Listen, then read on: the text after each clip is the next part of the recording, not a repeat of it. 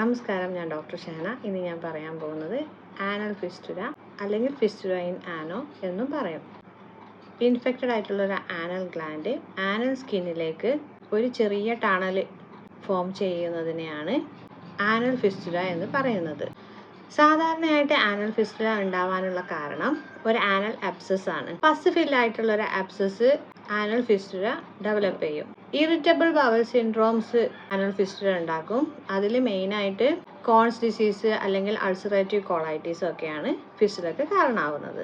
അതുപോലെ തന്നെ sexually transmitted ഡിസീസസോ ട്യൂബർകുലോസിസോ ഇങ്ങനത്തെ ഇൻഫെക്ഷൻസോ ഒക്കെ ഫിസ്റ്റുലക്ക് കാരണമാവാറുണ്ട്.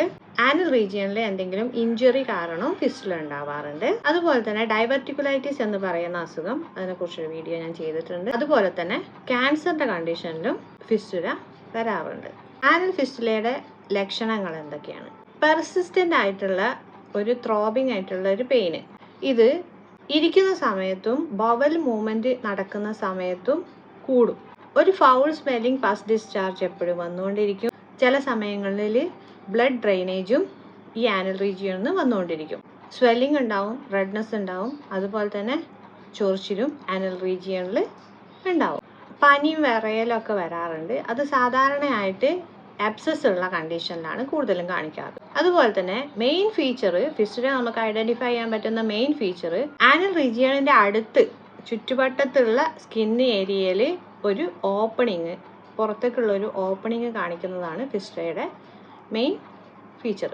ഫിസ്റ്റുല ഉണ്ട് എന്നുണ്ടെങ്കിൽ ഭയങ്കര പെയിൻ ആയിരിക്കും. അപ്പോൾ ഡോക്ടറെ കാണിക്കുന്നത് വളരെ നിർബന്ധമാണ്. ടെസ്റ്റുകൾ ചെയ്യേണ്ടി വരും, കൺഫേം ചെയ്യേണ്ടി വരും പാസേജ് ഏതിൽ കൂടെയാണ് എന്നൊക്കെ ഡോക്ടറെ കാണിച്ചതിന് ശേഷം നമുക്കത് മനസ്സിലാക്കിയെടുക്കാൻ പറ്റും. മെയിനായിട്ടുള്ള ട്രീറ്റ്മെൻറ്റ് സർജറിയാണ്. അതുപോലെ തന്നെ ഫസ്റ്റ് സ്റ്റേജിലൊക്കെ നമുക്ക് ലാക്സേറ്റീവും കാര്യങ്ങളൊക്കെ കൊടുത്തിട്ട് ചെറുതായിട്ടൊക്കെ ഒന്ന് മാനേജ് ചെയ്യാൻ പറ്റും.